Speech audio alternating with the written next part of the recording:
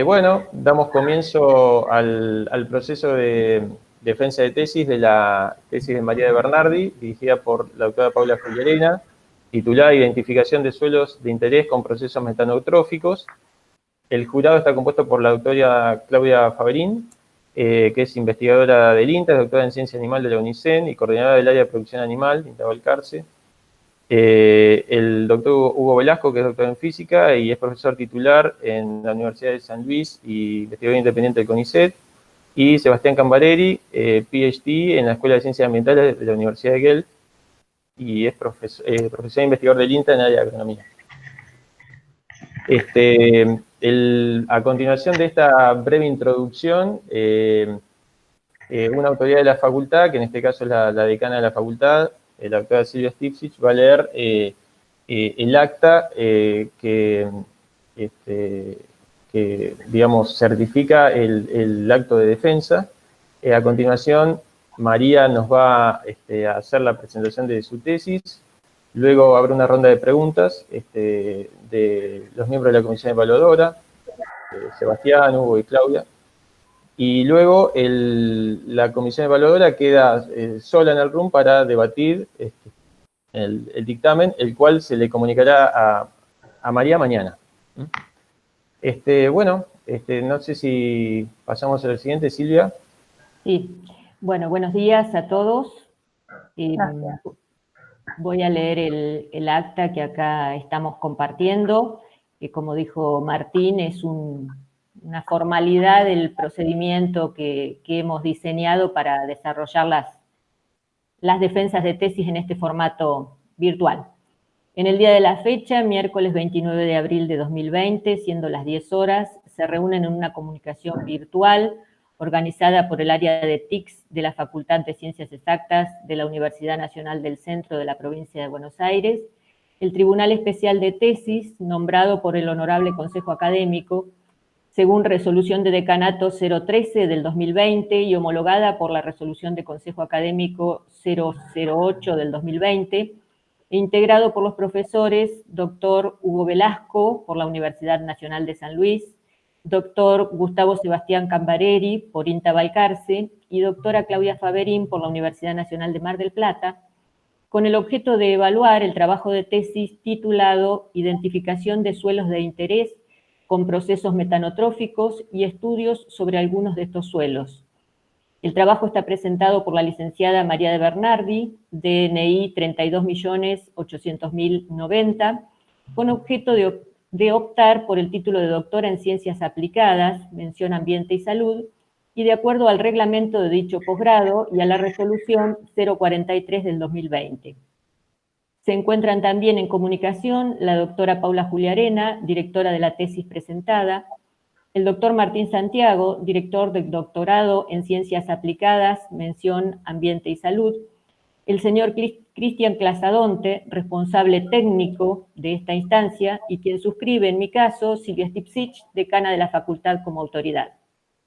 Habiendo leído el acta, entonces, vamos a dar comienzo a la instancia de defensa, y acordamos la lectura del dictamen para que el jurado pueda trabajar para el día de mañana, 30 de abril, a las 14 horas. Adelante entonces, María. Bueno. Un segundo que comparto.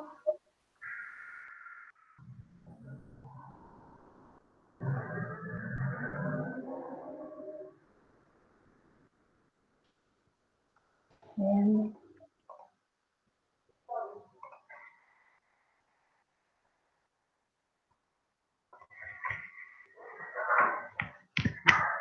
Bueno, ¿me escuchan bien? Sí. Sí, sí. Perfecto. ¿Sí? Bueno, ya presentaron el título de mi tesis. Yo soy María Bernardi y les voy a presentar, bueno, la tesis que realicé durante esta instancia de estudios doctorales. Bueno, el metano es un gas de efecto invernadero que tiene un potencial de calentamiento 28 veces mayor al del dióxido de carbono, y en la Argentina toma importancia debido a las emisiones de este gas desde los sectores que incluyen a las actividades agrícolas, ganaderas y aquellas actividades que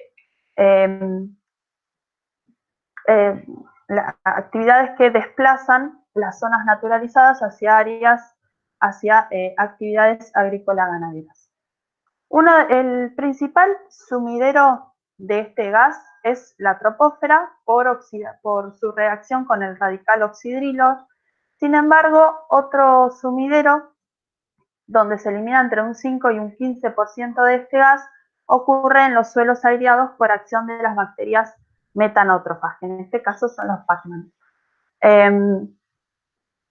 Es importante estudiar cuáles son los procesos que ocurren en el suelo para la captura de metano, en particular porque el suelo es aquel sumidero sobre el cual el hombre tiene poder de acción. Los flujos netos de metano en la interfaz superficie-atmósfera se dan por distintos procesos, tanto físicos, químicos como biológicos, que limitan o regulan el ingreso, el transporte de metano y las actividades relativas de las bacterias que consumen metano, es decir, las metanótrofas, y aquellas bacterias que lo emiten, es decir, las metanógenas.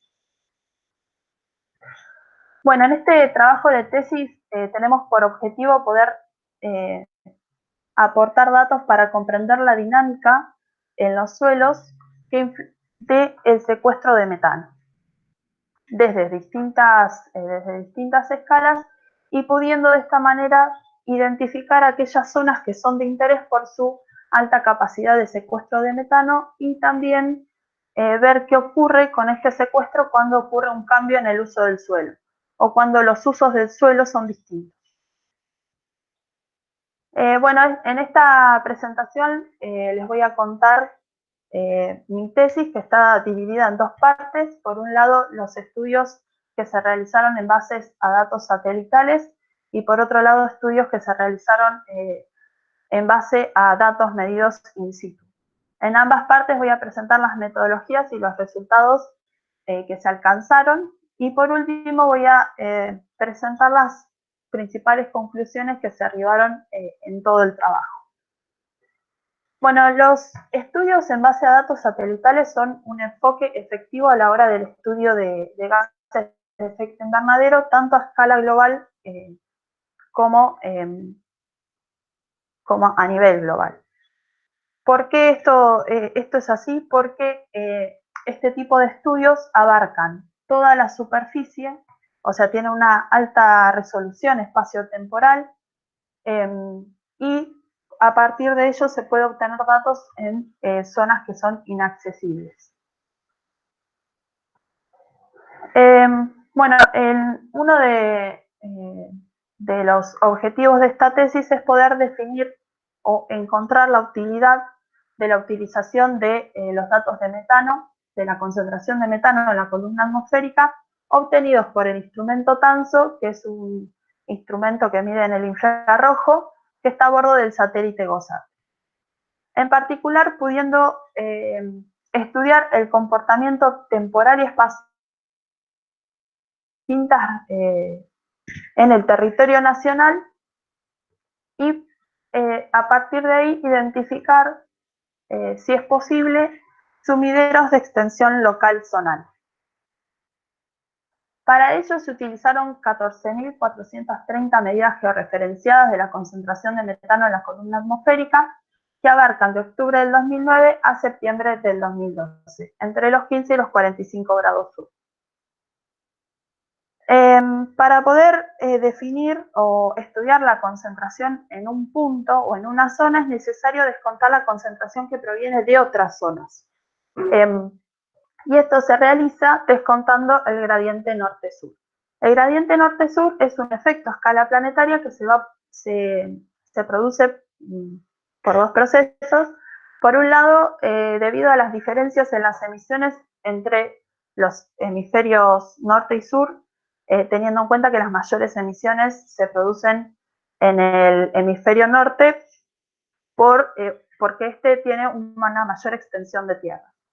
Y por otro lado, la mayor remoción del metano en el hemisferio sur, ya que en este hay una mayor concentración de radicales oxidrilos por la mayor extensión de océanos.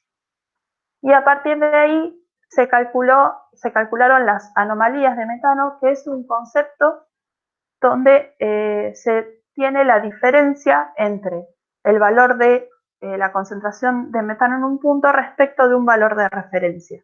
Y lo que nos está indicando este parámetro es que cuando una anomalía es positiva, esta se interpreta como una zona donde que se estaría comportando como una fuente, como un emisor de metano, mientras que una anomalía negativa nos estaría indicando que la zona se estaría comportando como sumidero de metano respecto de este valor medio que uno toma de referencia. En cuanto a este valor de referencia, se tomó el valor promedio de las concentraciones de metano en la columna atmosférica a los 30 grados sur, ya que se correspondió con la mayor longitud de tierra y donde se tenía la mayor cantidad de medidas. En cuanto a algunos resultados que obtuvimos de estos estudios, es que la concentración de metano medida desde el satélite presentó un crecimiento anual continuo de un 0,55%, presentándose mayores diferencias entre el primer año de estudio y el segundo año de estudio, es decir, de octubre del 2009 a septiembre del 2010 respecto de octubre del 2011 a septiembre del 2012. Y se presentaron o se observó una estacionalidad marcada, donde al analizar las anomalías de metano, se encontró que las mayores anomalías de metano se registraron en invierno y las menores en otoño, con diferencias estadísticamente significativas entre sí. Bueno, a partir de la herramienta de información geográfica se pudieron realizar mapas de interpolación.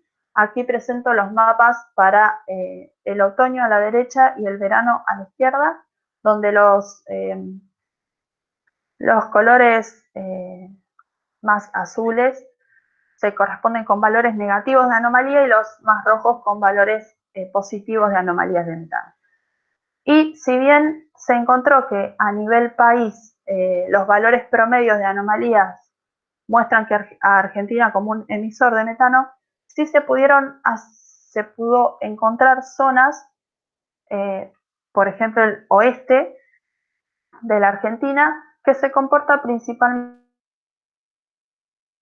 mientras que, por ejemplo, la parte noreste del país se comporta como un emisor de metano. Y esto es importante en cuanto a los tomadores de decisiones de poder definir o dar más importancia a aquellas zonas como el oeste como una región que tiene este beneficio extra de sumidero de metano. También se evaluó si la utilización de estos datos era útil para poder determinar fuentes y sumideros a escala local zonal. Si bien por la resolución del satélite no se pudo hacer una detección de ese estilo, sí se pudo utilizar para poder hacer un análisis preliminar de lo que es, en este caso, la región de bosques de la Argentina. ¿Por qué se eligió la región de bosques? Porque, por lo estudiado en la bibliografía, los suelos bajo forestaciones presentan secuestros de metano.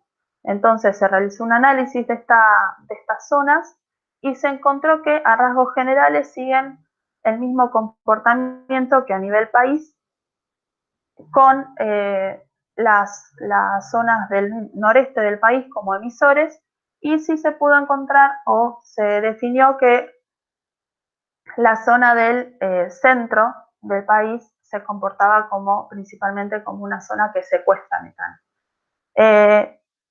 Si bien no se hizo un análisis más extenso de este estudio, sí se puede decir que ambas zonas, que tienen un comportamiento distinto, tienen distintas situaciones climáticas, distintos suelos y distinta superposición de fuentes y sumideros, por lo que para hacer un estudio más detallado de comparación entre ambas áreas, habría que meterse dentro de cada área y realizar un estudio en cada una de ellas.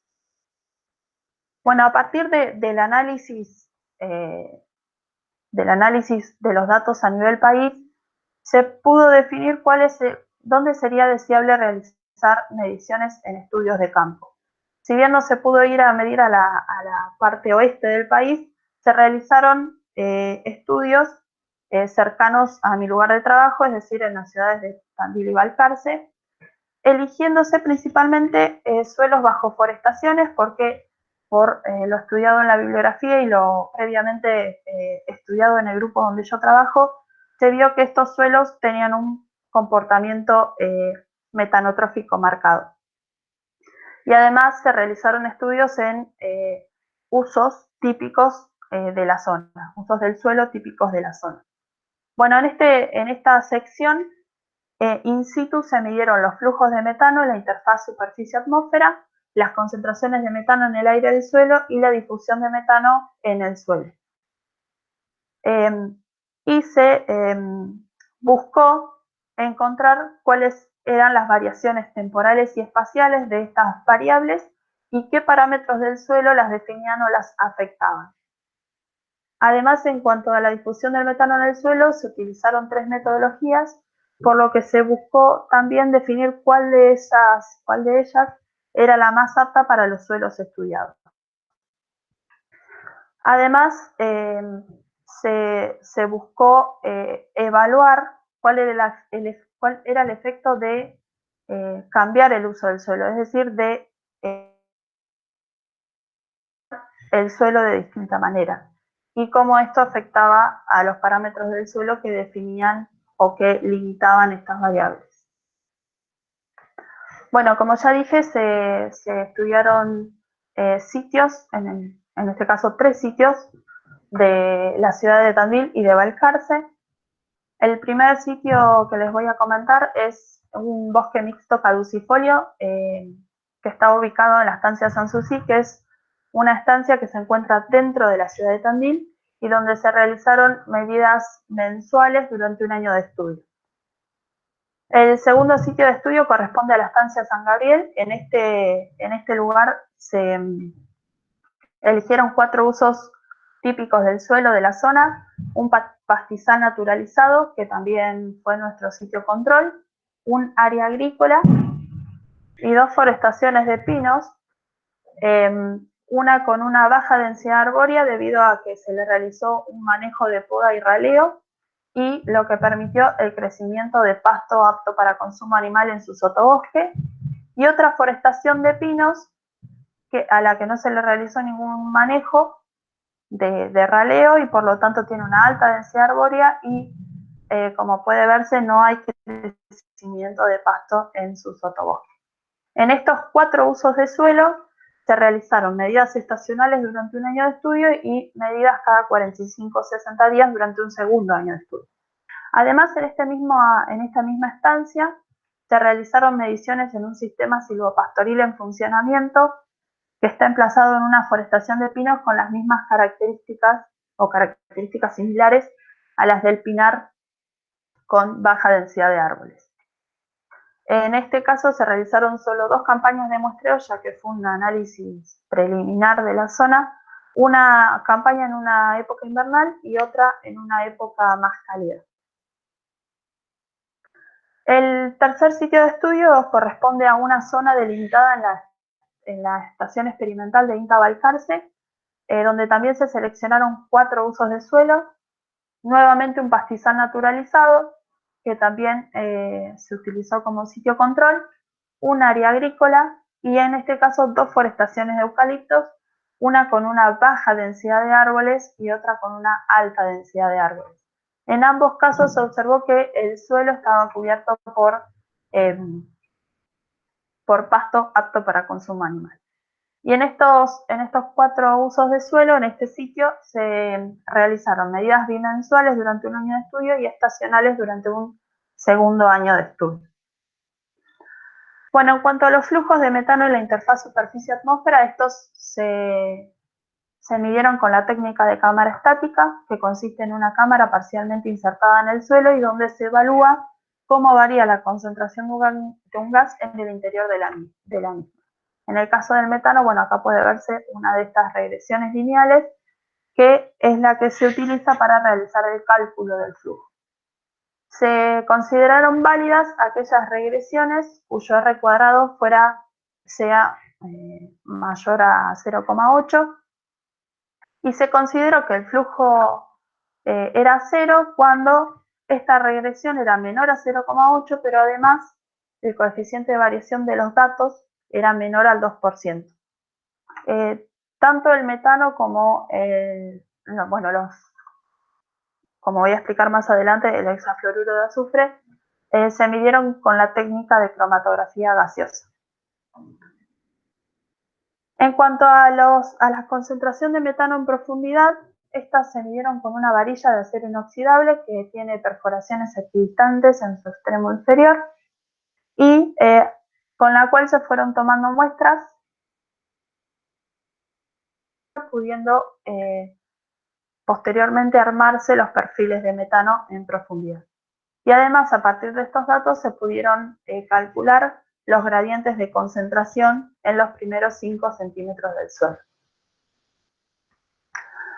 En cuanto al coeficiente de difusión del metano, este se estimó a partir de 3 metodologías y para validar los datos obtenidos se tuvo en cuenta que el valor obtenido no podía ser mayor al coeficiente de difusión en el aire, corregido por temperatura, y además se tuvieron consideraciones propuestas por Bonfiller 2009 y por Rolston del 91, que están relacionadas a la porosidad efectiva del suelo.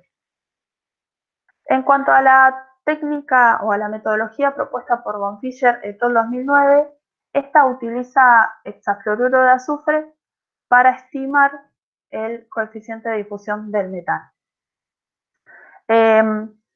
¿Por qué se utiliza hexafluoruro de azufre? Porque es un gas inerte en el suelo, entonces el coeficiente de difusión estimado va a estar relacionado solamente a aquellas características físicas del suelo.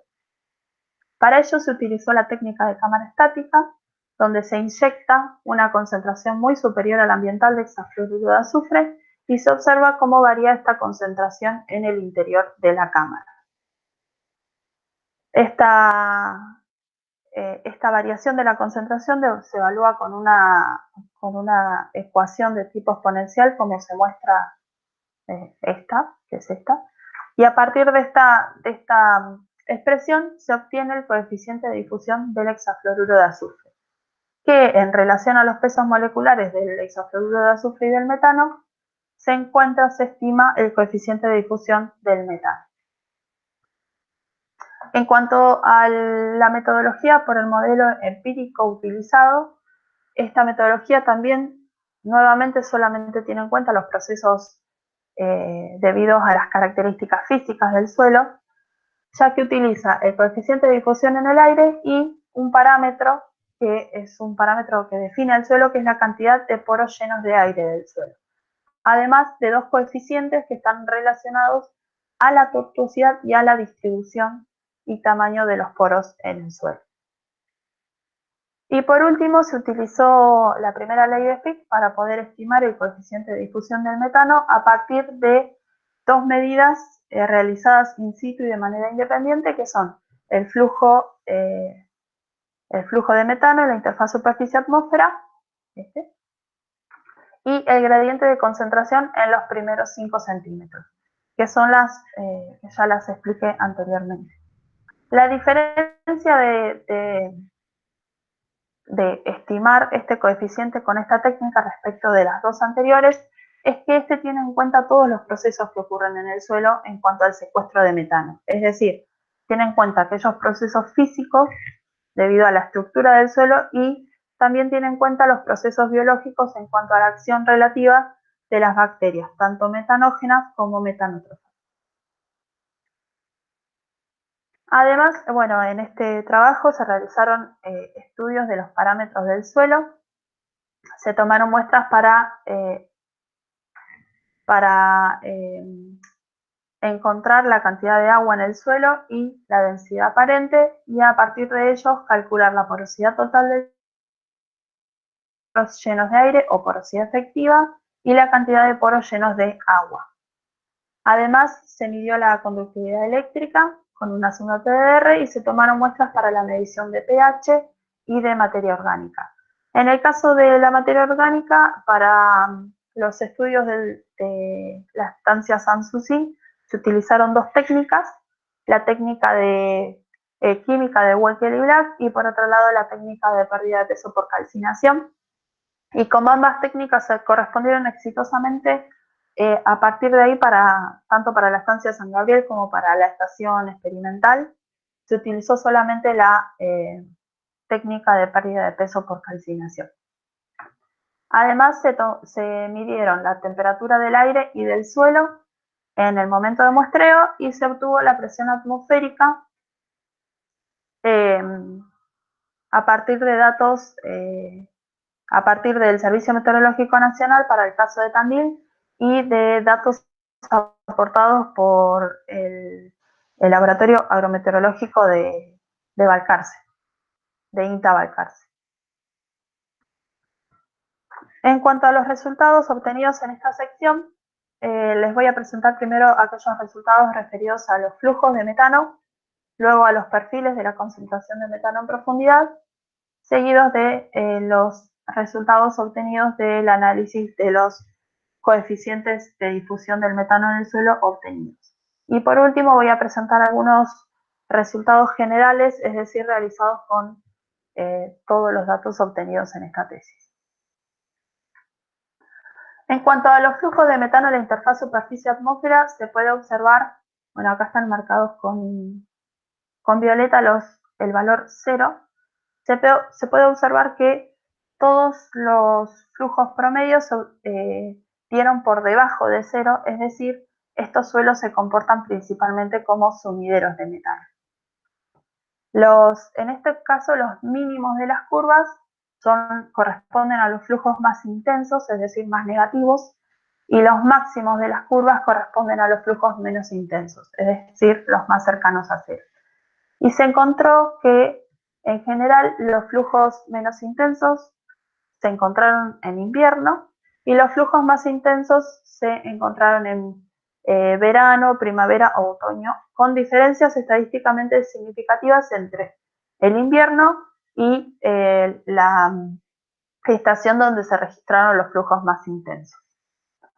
Si bien acá no lo presento, en la estancia Sanssouci también se obtuvieron resultados de este tipo.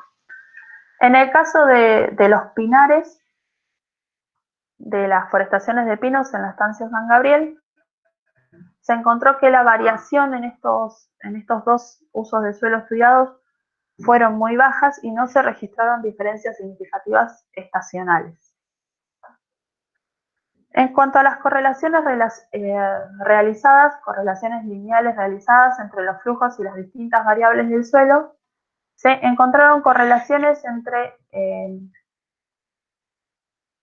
los sitios sin distinción de uso de suelo respecto de la cantidad de agua en el suelo, y aparente y la cantidad de agua o aire en la porosidad del suelo. Y además estas mismas correlaciones se registraron para algunos usos de suelo estudiados, tal como se presenta en esta tabla. ¿Qué nos está diciendo esto? Que a mayor contenido de agua en el suelo o mayor contenido de agua en la porosidad del suelo, o en este caso mayor compactación, menor o menos intensos van a ser los flujos obtenidos. Es decir, que a mayor cantidad de aire en la porosidad del suelo, los flujos van a ser mayores, van a ser más negativos, más intensos. También se realizaron algunas correlaciones lineales múltiples y se encontraron más significativas cuando el flujo se correlacionaba con la cantidad de agua en la porosidad del suelo y la densidad aparente, pudiendo esta correlación mejorarse al incluir la temperatura del suelo. Sin embargo, se observó que la temperatura del suelo no era un parámetro que afectaba a los flujos estudiados, principalmente por el rango de temperatura de la zona. Bueno, teniendo en cuenta entonces estas correlaciones encontradas, se hizo un análisis respecto de los coeficientes de variación temporales de las variables estudiadas. y se pudo observar que la densidad aparente tiene una escasa variación temporal, menor al 10%, por lo que la variación del flujo de metano va a estar definido por la variación de los parámetros que incluyen a la cantidad de agua en el suelo o la cantidad de agua y aire en la porosidad del suelo. Tanto en la estancia San Gabriel como en la estación experimental de Balcarce se realizó un estudio en 4 usos de suelo distintos y en estos se encontró que los flujos más intensos correspondían a los suelos bajo forestaciones y los flujos menos intensos a las áreas agrícolas. Realizando un análisis entre ambos sitios, se encontró que los flujos entre ambos sitios sin distinción de uso eran diferentes entre sí, y esto puede deberse o al tipo de suelo que presentan, ya que tienen suelos distintos, o al tipo de cobertura vegetal, ya que presentan distintos tipos de cultivos, distintos tipos de forestaciones. Por lo que, encontrándose esta diferencia, se pasó a analizar qué es lo que pasa con los pastizales naturalizados en ambos sitios. ¿Por qué se pasó a analizar estos dos sectores, estos dos usos de suelo? Porque tienen similar cubierta vegetal, por lo que, como se encontró una diferencia estadística entre ambos, se pudo inferir que esta diferencia se debía al tipo de suelo de ambos usos. En cuanto a las áreas agrícolas analizadas, los flujos fueron en general muy bajos, cercanos a cero, incluso se registraron algunos valores positivos donde hubo emisión de metano. Y si bien se observó que en el área agrícola de la estancia San Gabriel se obtenía un mayor secuestro respecto de la estación experimental Balcarce, no se pudieron hacer mayores análisis en estas áreas porque los dos usos de suelo presentaron distintos tipos de cultivo y distintos tipos de manejo. En cuanto a la forestación de Pinus radiatas estudiados, se encontró que ni el manejo de poda y raleo, ni la utilización de este tipo de pinares como parte de un sistema silvopastoril afectaban significativamente al flujo. Y en todos los casos este flujo este secuestro fue mayor al presentado en el pastizal naturalizado. Además se realizó un análisis grosero, una estimación grosera del potencial de mitigación de este sistema silvopastoril estudiado con una carga animal de un animal por hectárea, y se encontró que este tiene un potencial de mitigación entre un 41 y un 200% mayor al presentado al potencial de mitigación del pastizal naturalizado. En cuanto a las forestaciones de eucalipto estudiadas en la estación experimental de Balcarce, se encontró que la implementación de este tipo de forestaciones no afecta significativamente al flujo respecto de un pastizal naturalizado. Y posteriormente se realizó una comparación entre las dos forestaciones estudiadas, las de pinos y las de eucaliptos, en relación a su sitio control, y se observó que las forestaciones de pinos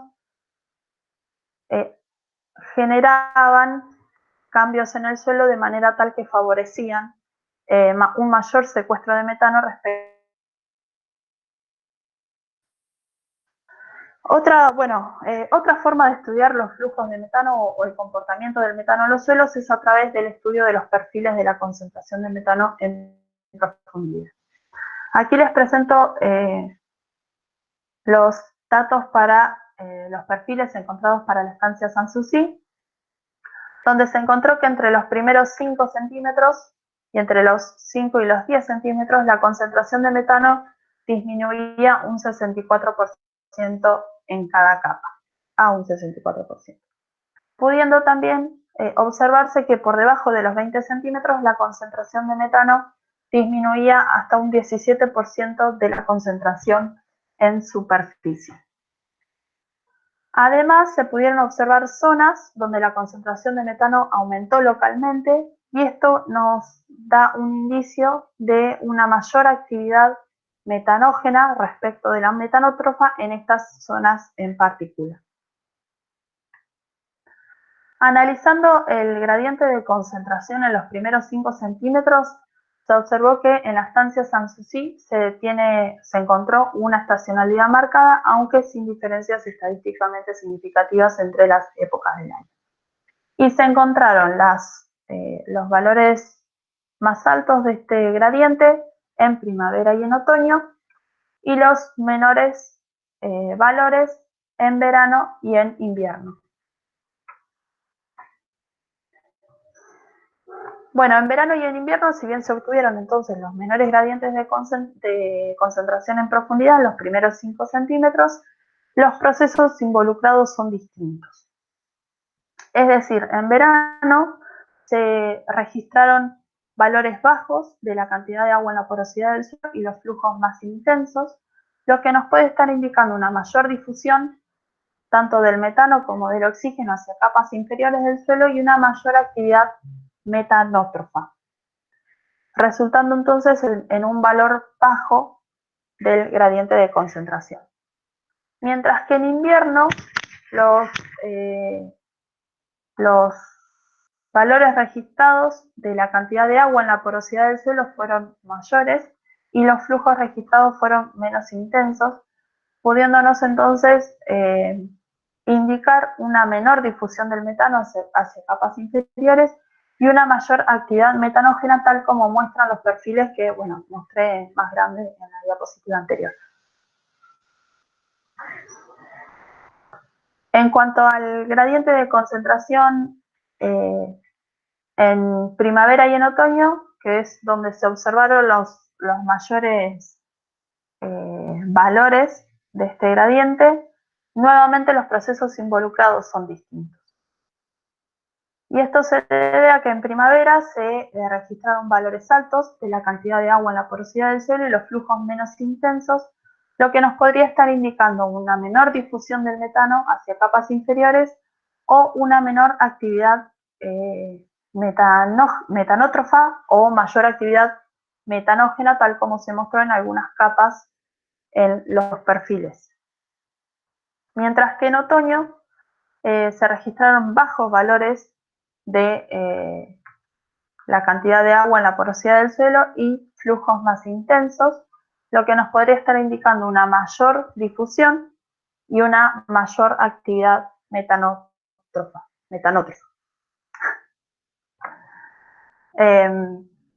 Bueno, un análisis similar al que mostré para la estancia Sanssouci se realizó para la estancia San Gabriel, donde en este caso tenemos 4 usos de suelo. Las líneas negras se corresponden con el pastizal naturalizado, las rojas con el área agrícola, las azules con el pinar con baja densidad de árboles y pasto en su sotobosque, y las verdes con el pinar con alta densidad de árboles.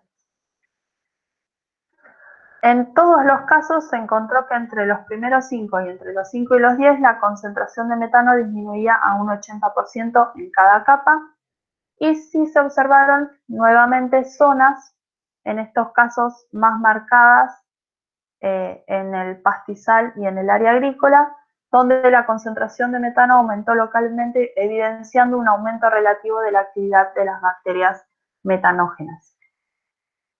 Incluso en el pastizal y el área agrícola, esta concentración llegó incluso a valores cercanos a la concentración de metano en superficie.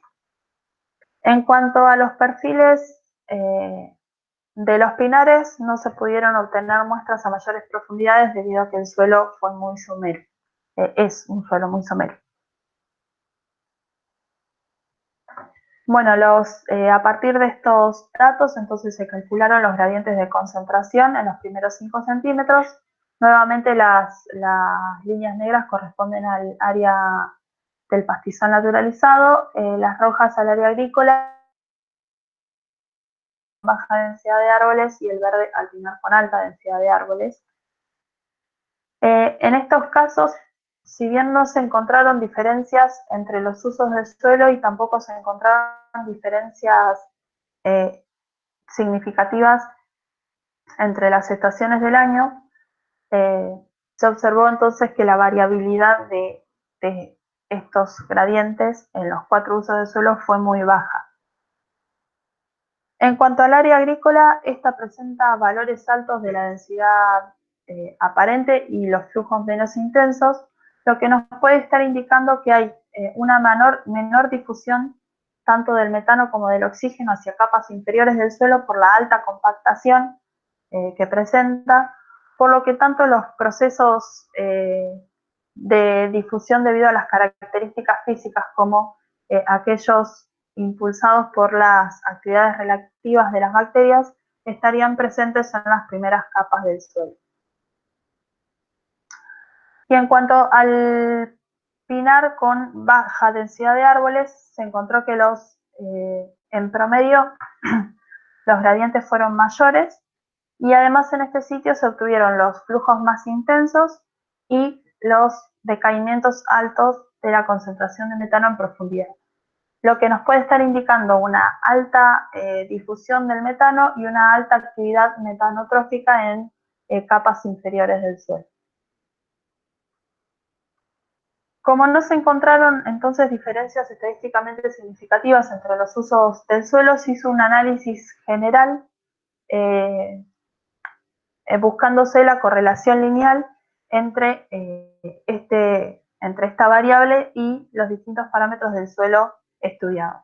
Y se encontró una correlación lineal negativa con la cantidad de agua y con la densidad aparente del suelo, lo que nos estaría indicando que a mayor contenido de agua, en mayor porosidad, menor va a ser el gradiente de concentración en profundidad. O a menor cantidad de poros llenos de aire, menor va a ser el gradiente de concentración. Bueno, nuevamente se hizo un análisis similar también en la estación experimental de INTA Balcarce. En estos casos, nuevamente, las líneas negras corresponden al pastizal naturalizado, las rojas al área agrícola, las azules al eucaliptal, en este caso, con menor densidad arbórea, y las verdes al eucaliptal con mayor densidad arbórea. Y en todos los usos del suelo se encontró que la concentración nuevamente disminuía entre un 70 y un 80% entre los 5 centímetros, entre los primeros 5 centímetros y entre los 5 y los 10 centímetros. Nuevamente se evidenciaron zonas donde la concentración de metano aumentó localmente. Incluso en el área agrícola se obtuvieron valores cercanos al valor en superficie, a la concentración de metano en superficie, evidenciando entonces un aumento de la actividad de las bacterias metanógenas respecto de las metanógenas. En cuanto al análisis de la concentración en profundidad, se encontró que no hay diferencias entre los usos del suelo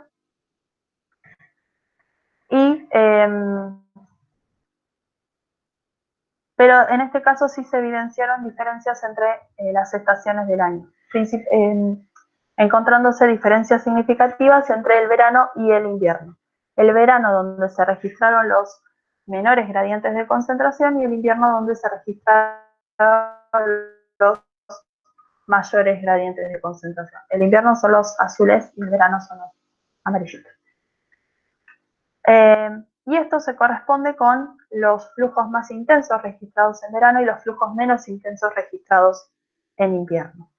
Y esta observación queda definida a partir de una correlación positiva encontrada entre ambas variables, donde podemos ver que estudiando el gradiente de concentración en los primeros 5 centímetros, se puede explicar hasta un 38% del flujo medido in situ en la interfaz superficie-atmósfera.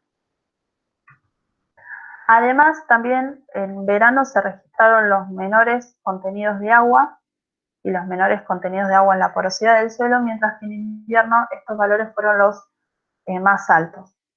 Y esta observación también queda definida a través de las correlaciones lineales encontradas entre el gradiente de concentración y la cantidad de poros llenos de agua y la cantidad de poros llenos de aire.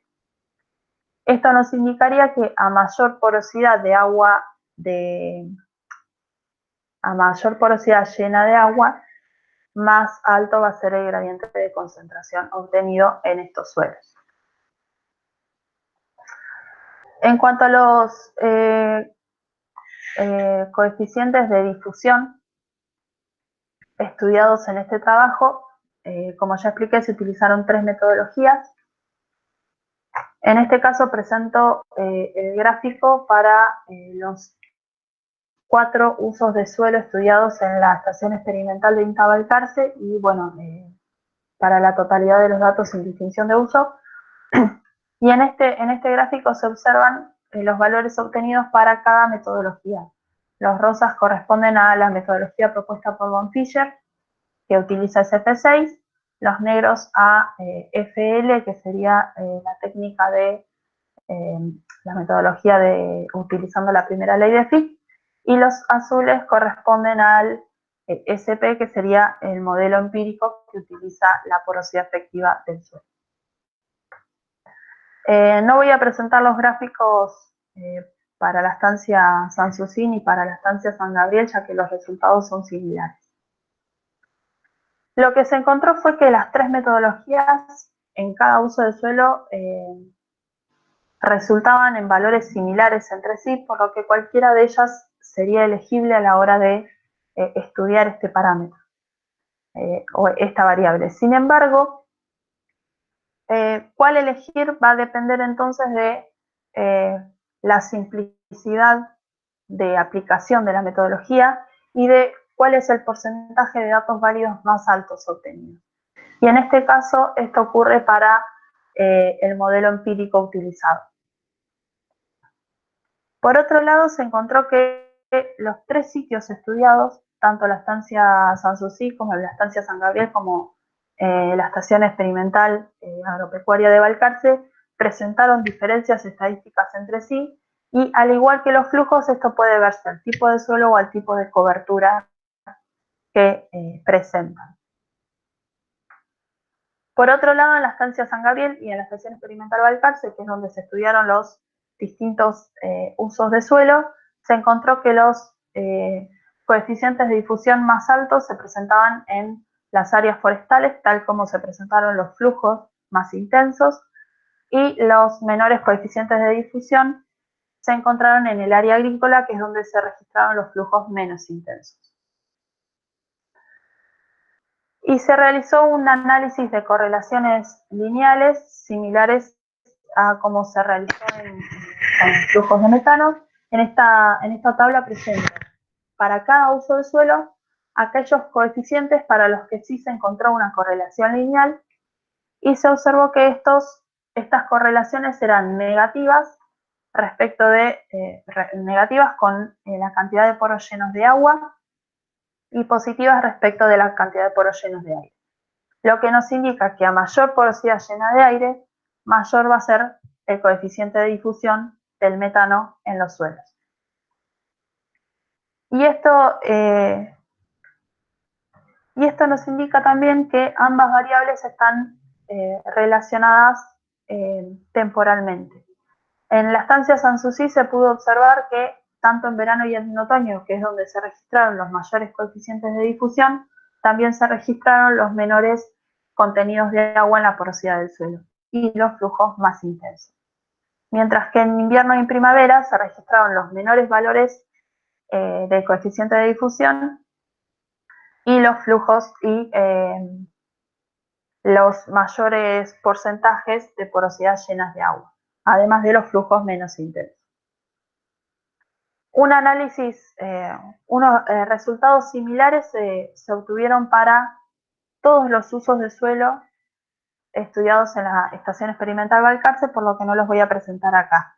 Pero sí este estudio nos está indicando que es necesario medir con frecuencia, al menos con frecuencia estacional, este tipo de coeficientes para poder posteriormente realizar estimaciones del flujo en un área. En cuanto a la estancia San Gabriel, se observó que en general todos los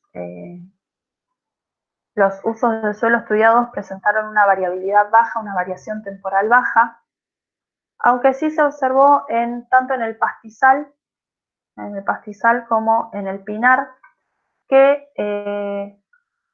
el coeficiente estimado a partir de la ley de Fick era ligeramente distinto al estimado a partir de SP y SPC. Y esto puede deberse a que estos dos coeficientes, al estimado a partir de Bonfischer y el estimado a partir del modelo empírico, son coeficientes que solamente tienen en cuenta las características físicas del suelo, mientras que FL tiene en cuenta también los procesos biológicos que ocurren en el suelo. Es decir, que indicando que para este suelo y para estos usos en este tipo de suelos, los aspectos biológicos de la difusión tienen una importancia que no es tenida en cuenta en estas otras metodologías.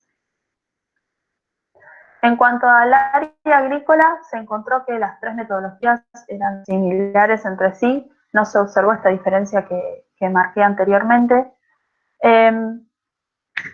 mostrando que en este uso del suelo el flujo es principalmente difusivo. En cuanto a la baja variación encontrada en el pinar con baja densidad de árboles, esto puede deberse al efecto de las forestaciones como reguladoras de la cantidad de agua en el suelo y por lo tanto como reguladoras de la difusión del metano o de los gases en el suelo.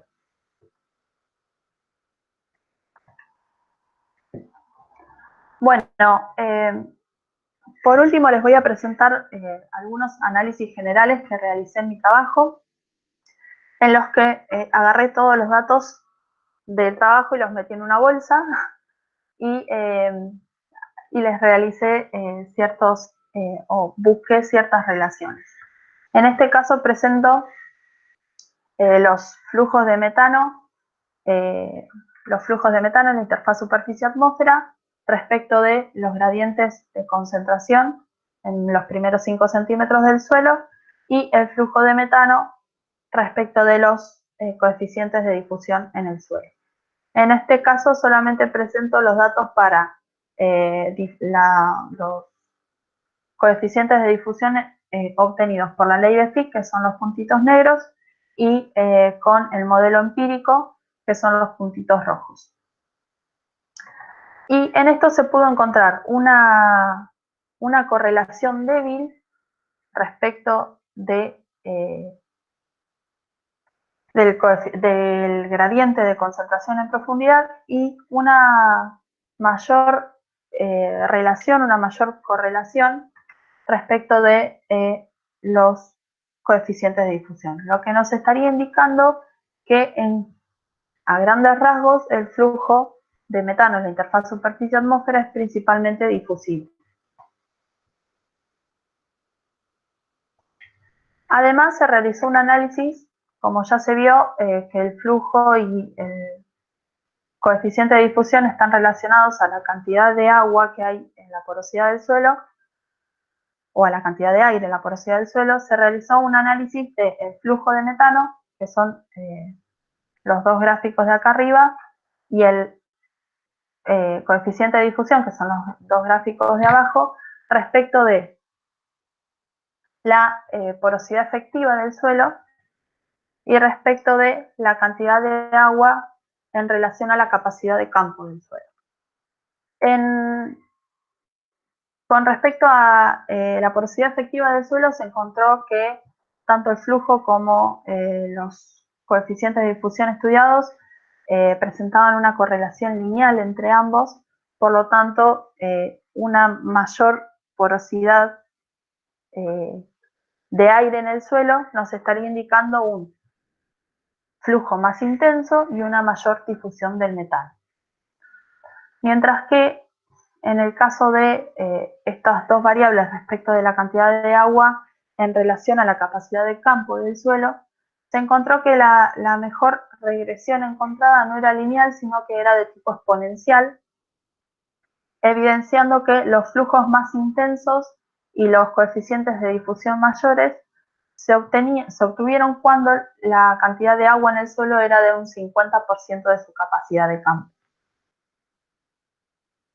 Bueno, a continuación les voy a presentar las principales conclusiones a las que arribé en este trabajo. En cuanto al uso de los datos de origen satelital, se pudo ver su utilidad en cuanto al estudio de la evolución temporal de las emisiones de metano a nivel país, y también se pudo realizar un análisis en cuanto a la detección de fuentes y sumideros de metano en la escala de grandes regiones. Sin embargo, si bien no fue útil este tipo de datos para la detección de sumideros a escala local zonal debido a la resolución del satélite, debido a cómo tomaba los datos el satélite, sí se pudo hacer un análisis general de la región de bosques de Argentina, que es donde se pudieron observar los comportamientos generales de esta zona. Y es importante tener en cuenta que el análisis de información de este tipo está disponible y puede ser de utilidad para las autoridades y organismos nacionales para poder tomar políticas y poder incluir medidas propias a los inventarios nacionales y tomar políticas al respecto. Por ejemplo, darle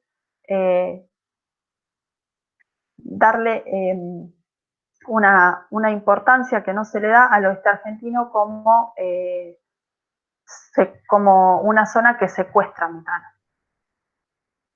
En cuanto a los datos de campo, se observó que se concluyó que los suelos estudiados se comportaron como sumideros de metano, como los suelos aireados a nivel global, y que estos flujos están regulados principalmente por la cantidad de agua y aire en la porosidad del suelo, que a su vez están definidos por el grado de compactación y por la cantidad de agua.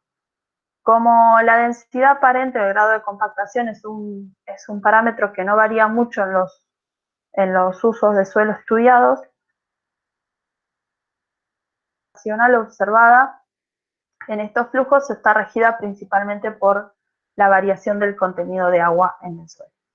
Y esto mismo se concluyó para los coeficientes de difusión de metano en el suelo. Además, se concluyó que a mayor coeficiente de difusión, los flujos fueron más intensos. En cuanto a los perfiles de la concentración de metano en profundidad, se encontró que la concentración disminuía con la profundidad, principalmente por la actividad metanótrofa en las zonas aireadas, y sí se pudieron detectar aumentos locales de la concentración de metano que evidenciaba una mayor actividad de las bacterias metanógenas. En cuanto a los gradientes de concentración en los primeros 5 centímetros, si bien se observaron algunos usos de suelo con estacionalidad marcada, esto no se observó en todos los sitios estudiados y tampoco se pudo encontrar una relación clara con el flujo de metano, ni con los parámetros del suelo, por lo que sería interesante ahondar en este tipo de estudios, pudiendo tal vez ampliar la cantidad de muestras tomadas. En cuanto a las 3 metodologías utilizadas para encontrar el coeficiente de difusión del metano, como ya dije, las 3 dieron resultados similares, por lo que cualquiera de ellas es elegible, pero en este caso les recomendamos usar, al menos para los suelos estudiados, el modelo empírico debido a su facilidad de aplicación, facilidad en la toma de muestra, facilidad en los cálculos realizados y al alto porcentaje de datos válidos, y por otro lado también porque a partir de este coeficiente se pudieron obtener flujos teóricos cercanos a los medidos in situ. En cuanto al cambio en el uso del suelo, se observó que, bueno, como ya mencioné, las forestaciones presentaron los mayores flujos y los flujos más intensos y los mayores coeficientes de difusión, y las áreas cultivadas los flujos menos intensos y los menores coeficientes de difusión, lo que nos estaría indicando entonces que el paso de un área naturalizada a un área forestal aumentaría el secuestro de metano por los suelos, mientras que el paso a un área cultivada lo disminuiría. Y esto se debe al efecto que las distintas coberturas realizan, sobre las características físicas del suelo que regulan tanto a los flujos como a los coeficientes de difusión. Y en particular se encontró que se concluyó que los suelos más aireados presentan los mayores flujos de metano, pudiéndose inferir también a partir de este análisis que las forestaciones de pinos radiatas generan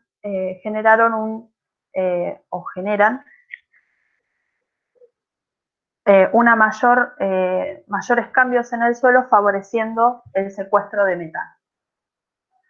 Además, se encontró que ni la densidad arbórea ni el uso de un sistema silvopastoril afectó significativamente ni al flujo de metano ni a los coeficientes de difusión, lo cual es un hallazgo importante debido a la cantidad de hectáreas forestadas que hay en la región y que pueden emplearse como parte de un sistema silvopastoril, en particular debido al potencial de mitigación preliminar que estos marcaron. Más allá de las buenas características que tiene un sistema silvopastoril, también tienen este buen efecto de consumo de metano por los suelos. En cuanto a trabajos a futuro, además de poder ampliar la cantidad de medidas realizadas en el país y poder aportar datos para el inventario de gases de efecto invernadero nacional, sería interesante poder ampliar los estudios realizados acá a distintas regiones y distintas por efecto suelo, por efecto especie, y también poder realizar estudios extendidos en el tiempo en suelos pastoreados y en sistemas silvopastoriles.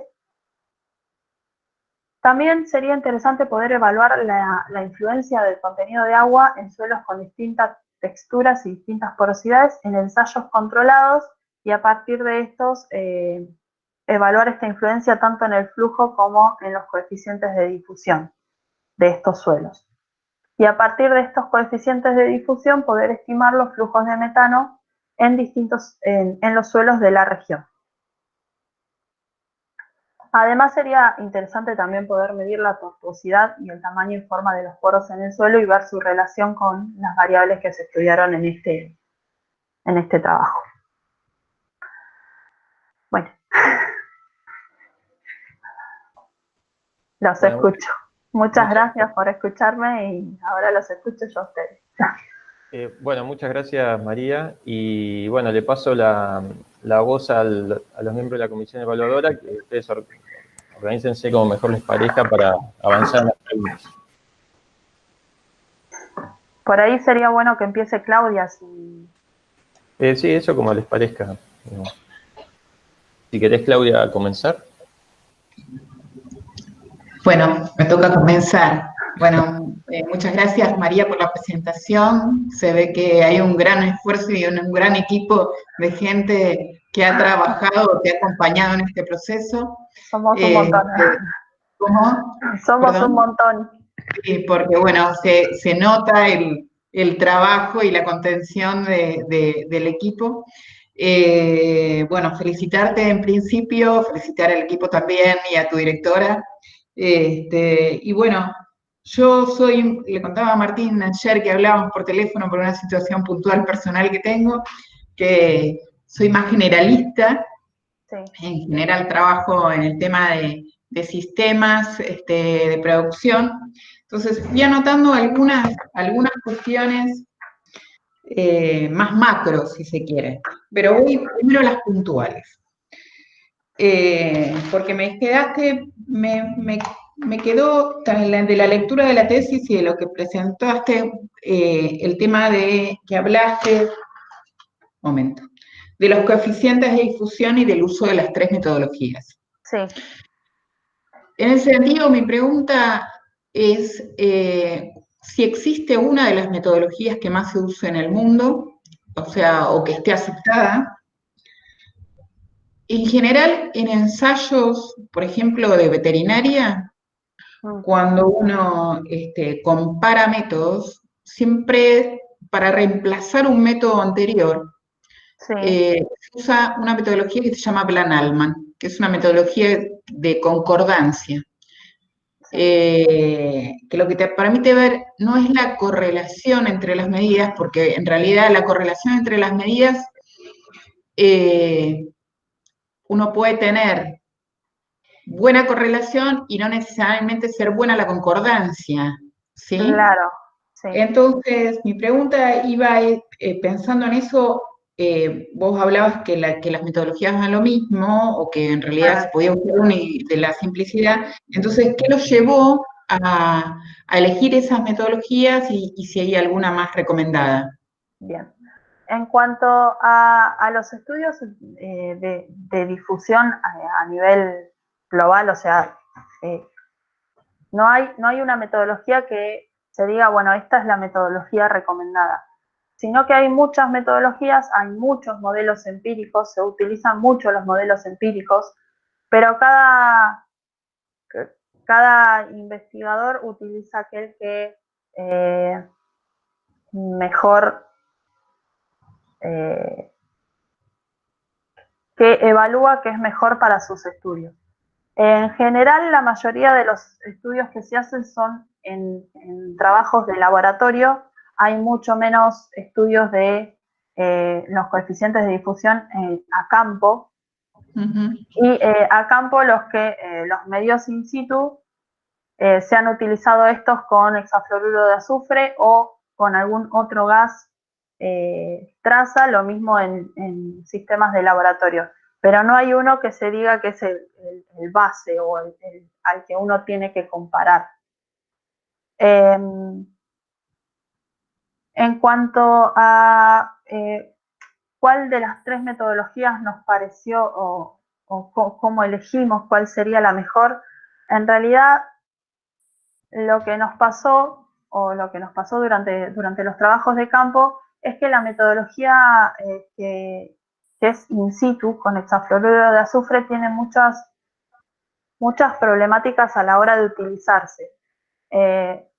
Sobre todo, más que nada, metodológicas a la hora del cierre de la cámara, de si se producen grietas en el suelo, si hay fugas, principalmente eso. Entonces es una metodología que tal vez uno hace 10, 20 mediciones y te terminan quedando 2. Claro. Entonces, aparte de usar SF6. Aparte de usar el SF6, que sí, es un gas de efecto invernadero muy potente. Entonces, se encontró que esta metodología tenía muchos problemas a la hora de aplicarla. Más allá de que un cálculo más complejo, pero bueno, eso es anecdótico, digamos, porque uno lo pone en el programa y ya queda definido. Pero en realidad, ese fue uno de los y a la hora de decidir, bueno, cuál sería nuestra mejor metodología. Además, si se puede ver por ahí, perdón, voy a ir a la diapositiva que tiene las 3 metodologías.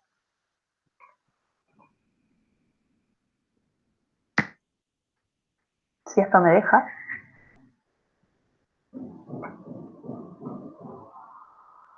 Acá está.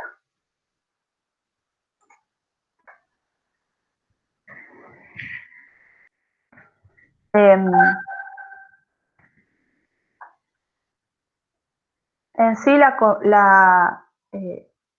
los valores entre las tres, así como la dispersión de los datos, fue similar. Lo que cambia por ahí entre cada una de estas cajas es la cantidad de datos que hay, es decir, el porcentaje de datos válidos que uno obtiene de estas metodologías. Como dije, también está escrito en el manuscrito, había fechas que tenían que ser descartadas totalmente de la metodología que aplicaba el SF6. Entonces, si uno hace un estudio y de las 10 medidas, las 5, las 10 medidas que hace, no puede obtener una buena, no es una metodología que sea recomendable. Claro. Respecto de FL, o sea, de la primera ley de Fick o del modelo empírico, el modelo empírico es mucho más sencillo de aplicar que la ley de Fick, requiere muchas menos medidas. Lo único que requiere es una muestra de suelo para encontrar la porosidad efectiva del suelo. Sí, aunque la validación de eso, como vos comentabas, bueno, dependerá del tipo de estudio. No sé si... Claro, eso es otro tema. O sea, estos estudios se realizaron para 3 tipos de suelo en particular de la región. Entonces, cuando uno hace un estudio en otros tipos de suelo, debería aplicar también más de una técnica y ver cuál sería la más efectiva para ese tipo de suelo. En cuanto al modelo empírico, en este caso, utiliza 2 parámetros que están definidos, que se utilizan así, pero yo en la tesis hice algunos estudios a ver si estos eran correctos o no, y sería interesante poder ampliar estudios en ese sentido, poder encontrar cuáles serían aquellos parámetros A y B mejores para cada uso del suelo estudiado. Gracias.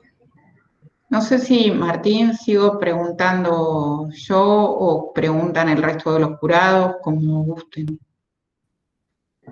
Eso es como ustedes quieran, tienen la libertad de organizarse como mejor les parezca. Yo en este momento soy un espectador más. Bueno, le pregunto a los colegas si en realidad quieren preguntar algo relacionado a esto o a otra cosa y después yo sigo preguntando, no sé. Hola, yo tenía una pregunta relacionada con lo que es metodología. Bueno, primero felicitarte porque la verdad que una tesis de esta magnitud, sin un equipo que te banque fuerte, no podés. No existe. Y no, mi pregunta iba relacionada con que por ahí vos deslizaste algo ahora en la respuesta que le diste a Claudia sobre el tema de los puntos válidos y todo eso. ¿Qué te llevó a, en algunos sitios, usar 5 cámaras y en otros sitios usar más de 5 cámaras estáticas para hacer las determinaciones de metano? Esa sería una. Y la otra, que por ahí no sé si quedó tan explícito en la parte escrita, es cuántos puntos vos usaste para determinar el flujo o los flujos. Bien. Sí. En cuanto a la cantidad de cámaras, realmente se eligió para la estancia San Gabriel y para la estación experimental Balcarce, se eligió utilizar 5 cámaras como mínimo, porque consideramos que es el número mínimo necesario para poder hacer un promedio representativo de la zona. En la estancia Sanssouci se pudieron usar 10 cámaras porque era el único lugar que estábamos estudiando en ese momento. Pero tanto en la estación experimental Balcarce como en la estancia San Gabriel, los 4 usos de suelo se estudiaban a la vez. O sea, en realidad se estudiaban de a 2 usos a la vez porque el horario donde uno puede hacer las mediciones es limitado. Entonces, una cuestión de logística, entonces. Es una cuestión de logística. O sea, en más de 5 cámaras no hubiera sido posible, no sé, tenía que llegar a haber 2 camionetas de gente para que me ayude. Pero en realidad es una cuestión de logística. Sí sería deseable siempre aumentar la cantidad de medidas, es deseable, pero también hay que tener en cuenta la logística y por otro lado la cantidad de horas de medición en laboratorio. Las muestras que yo sacaba en esas 2 horas de muestreo me llevaba a medirlas entre 3 y 4 días, que es el límite máximo que duran las muestras en las jeringas. Entonces, agregar más cámaras tampoco era posible desde ese punto de vista. Bien, ahora me diste en la respuesta otra cuestión que vos me respondiste, es el número máximo que dura. El número... ¿Ustedes las llevaban en alguna heladerita o cómo? O sea, ¿las pasaban a viales? ¿Cómo? No, las jeringas, o sea, se toma la muestra, las jeringas tienen una válvula de 3 días, por lo que al cerrar la válvula quedaría resguardada la muestra en la jeringa, en un lugar oscuro y obviamente a una temperatura de más o menos 20 grados. No es que no se ponían en heladera ni nada, pero el laboratorio siempre está a una temperatura entre 20 y 22 grados porque por el tema del equipo el laboratorio debe estar, no debe tener una temperatura alta. Entonces se guardaban de esa manera. En las jeringas las muestras duran entre 3 y 4 días, en realidad 3 días, y siempre se tomó la precaución de que las muestras se midieran antes de esos 3 días, y en el caso de no poder medirse en esos 3 días, sí se trasvasaban a viales, pero solamente en el caso de que no pudieran medirse en esos 3 días, y siempre mantenidas a sobrepresión. Y algo que por ahí no dijiste, ¿cuántos puntos usaban por cámaras? Sí. Depende del gas que uno está analizando, depende del gas y del sitio que uno está analizando, son los tiempos que uno toma para realizar las mediciones. Se tomaron, por lo general, 4 puntos por cámara. Para los coeficientes de difusión calculados con SF6 se tomaban 4, sí o sí. En el caso de los flujos de metano, se tomaban 4, y en el caso de que fuera necesario se agregaban 1 o 2 puntos más. Bien. Siempre respetando de que el tiempo de muestreo sea menor a 1 hora. O sea, se tomaron entre 4 y 6 muestras en esa hora, y bueno, uno va midiendo y va evaluando si medir la muestra siguiente o no.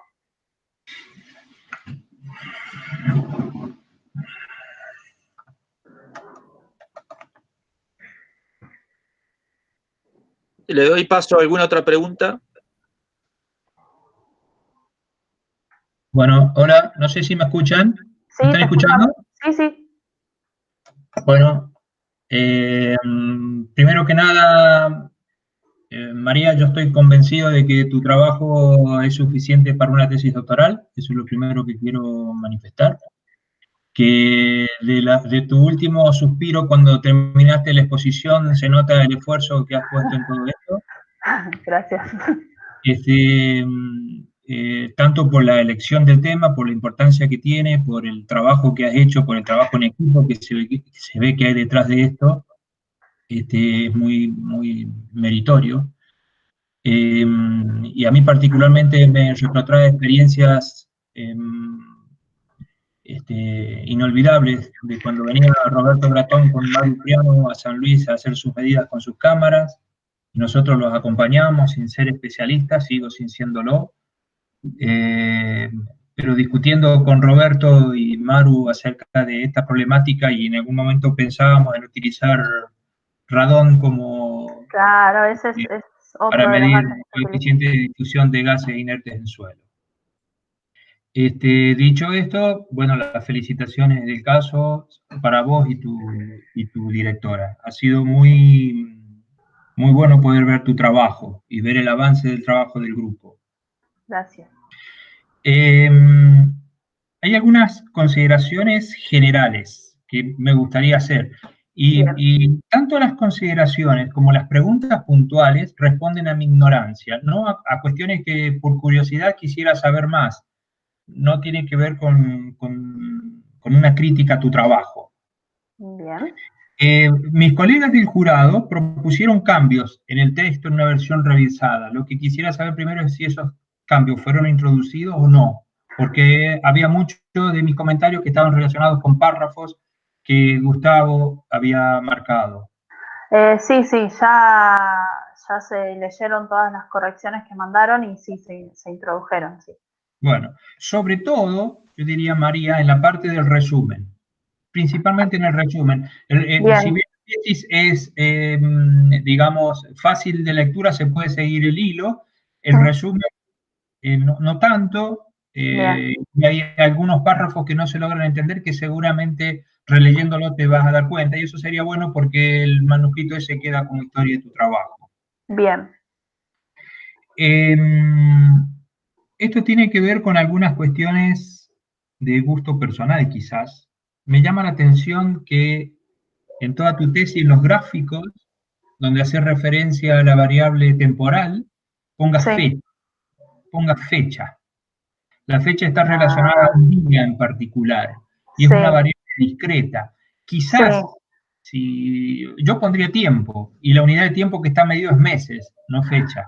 Claro,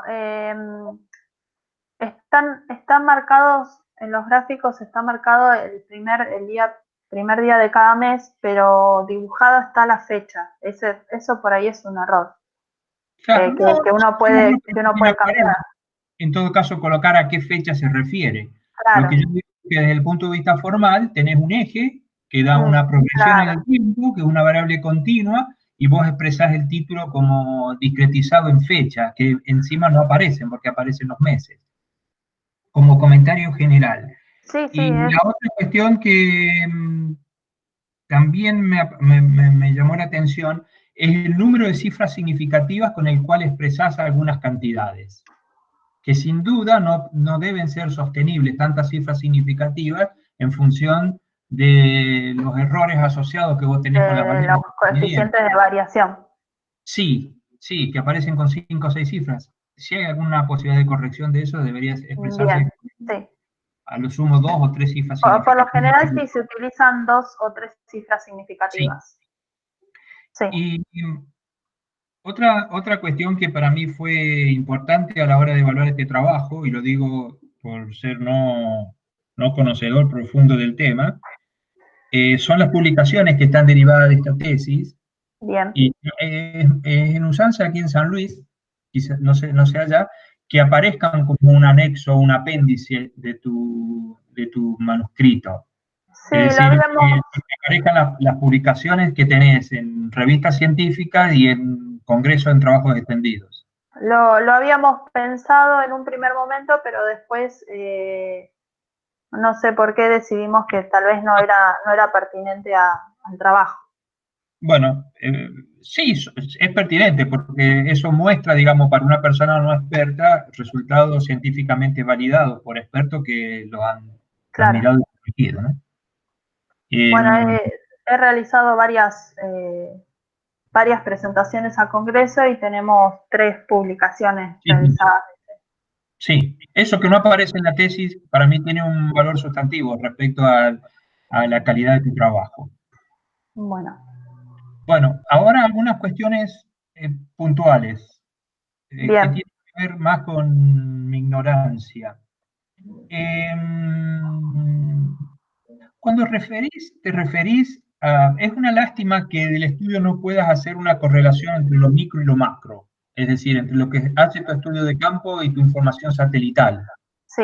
Aunque sea expandiendo como parches la información que tenés de los lugares que vos viste, probablemente se podría inferir algo respecto al comportamiento regional, digamos, a una escala espacial mayor. Pero mi duda es la siguiente. Cuando vos analizás los patrones satelitales, referís de ellos que ese patrón satelital te está dando una información a nivel píxel de lo que está sucediendo en la interfase suelo-atmósfera. ¿Eso es así? En realidad, bueno, sí es a nivel local. ¿Me podrías repetir la pregunta? Perdón. La pregunta es la siguiente. ¿Puede ocurrir que vos tenés otros patrones de contaminantes atmosféricos que responden su distribución a otros eventos, no a lo que está sucediendo en la interfase, digamos, sino, por ejemplo, a corrientes de aire, Sí, sí. a corrientes atmosféricas, y a que quizás la distribución a nivel global está gobernada por patrones que interfieren con las conclusiones que vos querés sacar o que caracterizan esa distribución. Bien. Por un lado, el parámetro definido como anomalía descontaría esa influencia que viene de otros lados, de la concentración de metano que viene de otros lados. Eso por un lado.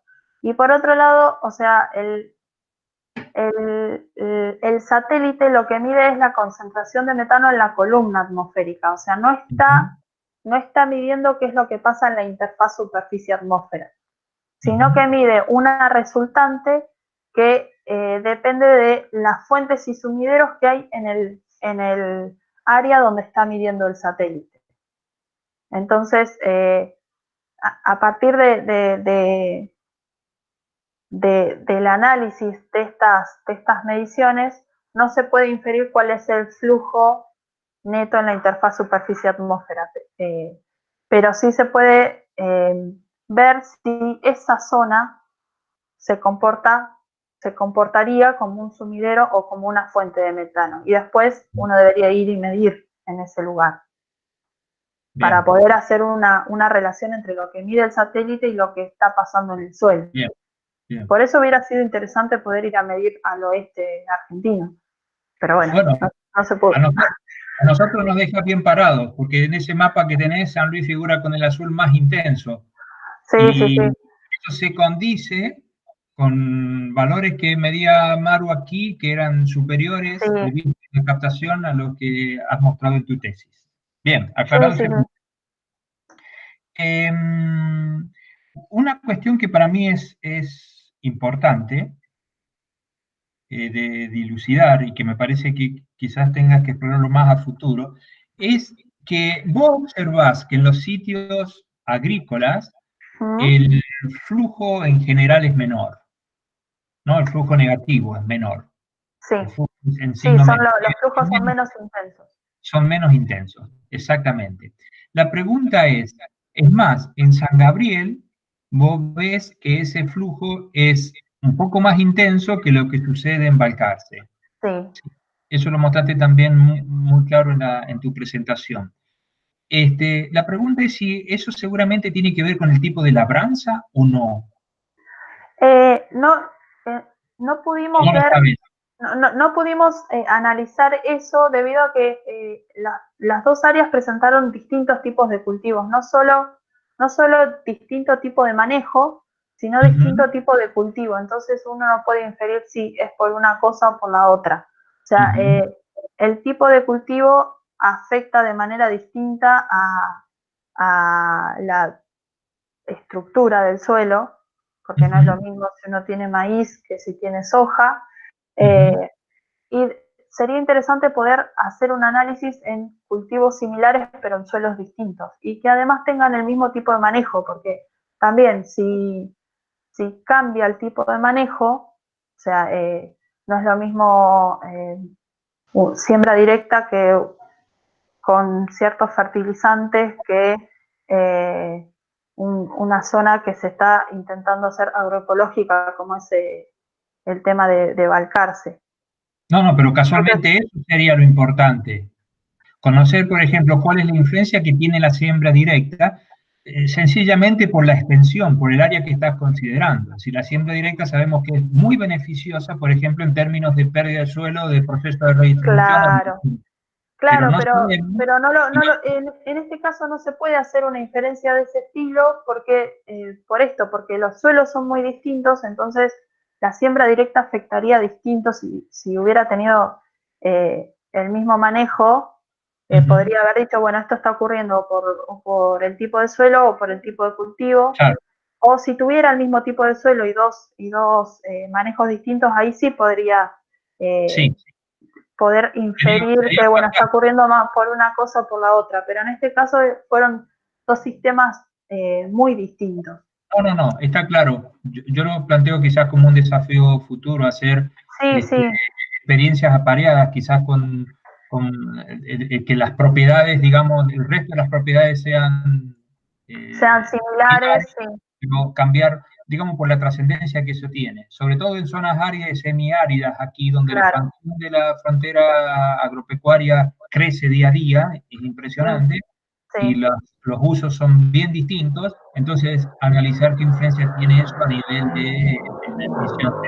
Sí, en cuanto a planteos a futuros, por un lado lo habíamos pensado desde el tipo de vista de las forestaciones, ya que son las que hacen que el suelo consuma más metano.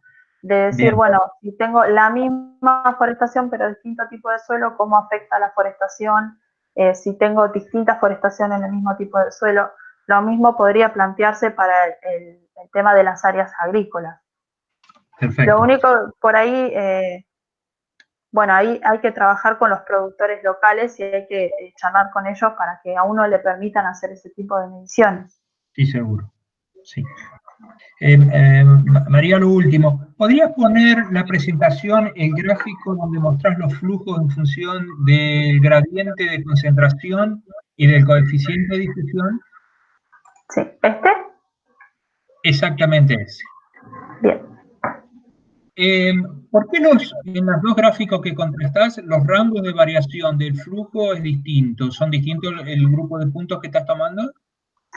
No, a ver, es lo que se tomó acá es el par que se tiene entre un flujo promedio y un valor promedio de, en este caso, del gradiente de concentración en profundidad. Entonces puede ser que haya distinta cantidad de pares. Claro, porque por ejemplo en el gráfico de la izquierda tenés flujos mayores a 25 nanogramos, son eso, ¿no? Nanogramos de metano metro cuadrado segundo. Sí, acá. Mientras que esos otros puntos no los tenés en el gráfico de la derecha. Y lo mismo porque arriba. Lo que debe haber pasado para estos valores de flujo, no se encontraron o no hubo coeficientes de difusión válidos. Ajá. Ahora, Y la otra cuestión, cuando haces las regresiones lineales, ¿tenés en cuenta el error experimental que tienen esos puntos? no, en este caso no se tuvieron en cuenta, pero podría ser, se podría hacer un nuevo análisis teniendo en cuenta esos. Porque eso te puede cambiar. Claro. Y la tercera cuestión, prometo no molestar más. No Cuando pasa nada. vos calculás el gradiente de concentración de C de Z, probablemente, probablemente, ahí tenés cargado el caos, la incerteza o el error que conlleva la variación de la densidad aparente con la profundidad. Sí, Entonces, sí. Déjame que te termine de contar. Sí, Nunca pensaste en hacer una prueba expresando todos tus valores de profundidad en vez de centímetro en profundidad másica, es decir, en kilogramos por centímetro cuadrado, porque probablemente eso te descarte los problemas de compactación a nivel superficial que podés tener en algunos suelos, sobre todo los usos, y que esa nube de puntos bastante caótica se te ordene un poco más. No lo sé. Yo sospecho que sí por otros gráficos que vi de cómo es tu distribución en función de la profundidad. Es decir, que en vez de centímetros utilices una escala masa-profundidad, profundidad másica, de modo que ahí no tengas en cuenta los niveles de compactación del suelo, que por otro lado deben estar asociados a la densidad de estas bacterias que interfieren, ¿no? Pero es sospecha lo mío, no te lo podría asegurar. Deberíamos hacer la prueba y ver qué es lo que da. Es interesante verlo desde ese punto de vista. En el caso de los gradientes de concentración, estos, de C a de Z, ocurren solo en los primeros, o sea, es el gradiente en los primeros 5 centímetros del suelo. Los Sí. gradientes más abajo no se analizaron acá. Ujú, Sería interesante por ahí también hacer un análisis de ese estilo. ¿Qué es lo que ujú, pasa con gradientes a profundidades mayores? ujú. Y por ahí es donde entraría a jugar esto de las diferencias en la densidad aparente en los distintos estratos del suelo. Sería interesante poder hacer un análisis desde ese lado. Bueno, suficiente para mí, María. Felicitaciones. Muchas gracias. Bien, le consulto a la comisión de evaluación si tiene más preguntas. Sí, Martín, yo tengo algunas preguntas. O también me sumo a algunas de las preguntas de Hugo que ya las anticipó. Y por otro lado, lo que uno ve en el transcurso de la tesis es que hay distintas características en los sitios, en los suelos. La pregunta es si se imaginaron el tema de realizar como una gran metadata, si se quiere, o base de datos, y hacer otro tipo de análisis, como un análisis multivariado de esto. Porque, voy a poner la cámara, porque la había apagado por las dudas porque me parecía que se cortaba. Me parece que el tema del análisis multivariado podría de alguna manera reflejar como grupos, si se quiere, con caracterizaciones que ya no vayan, se escapen un poco de las correlaciones lineales o de esta linealidad que en realidad a veces en este tipo de procesos no ocurren. Si bien hay variables que uno sabe que son fuertes o espera que sean fuertes en este tipo, y vos que las marcaste durante tu presentación, el tema de, primero, tener como grupo, si lo tienen, una gran metadata de los datos generados, sobre todo porque a veces hay diferencias en el tema del muestreo, en el tema de los suelos, de los sitios y otras características del suelo, que me parece que podría ser, tal vez para un futuro trabajo, muy interesante, si bien uno espera que no, por ahí aportar un análisis adicional, tal vez lo hiciste en las publicaciones, a mí también me quedó, me hubiera gustado, sé que publicaste y que tenés un trabajo reciente publicado y felicitaciones por ello, o que tiene el grupo en realidad. Me gustaría saber tu apreciación, si en algún momento lo evaluaron como una alternativa. Sí, cuando se empezó a hacer el análisis de todos los datos juntos, se evaluó hacer un análisis multivariado de tipo del estilo de metaanálisis, pero en los tiempos de la tesis no lo pude realizar. Sí es algo que es con lo que se va a trabajar, porque la verdad es que la cantidad de datos que se obtuvieron de este trabajo son muchos, además de los datos que ya tiene el grupo, o sea, es una cantidad de datos que es un numerito importante. Entonces sí se pensó en hacer un análisis del estilo de metadatos y de análisis de tipo multivariado. Bueno, ahora en nuestro grupo de investigación tenemos un compañero que trabaja mucho con estadística, y la idea es que trabaje yo con él, viendo si se puede sacar más información o una información de calidad de estos datos. Te está muteado. Sí, ya. Fantástico. Y yo tendría una pregunta. Vos hablaste en un momento de los sistemas silvopastoriles y de los potenciales de mitigación a nivel ganadero. Sí.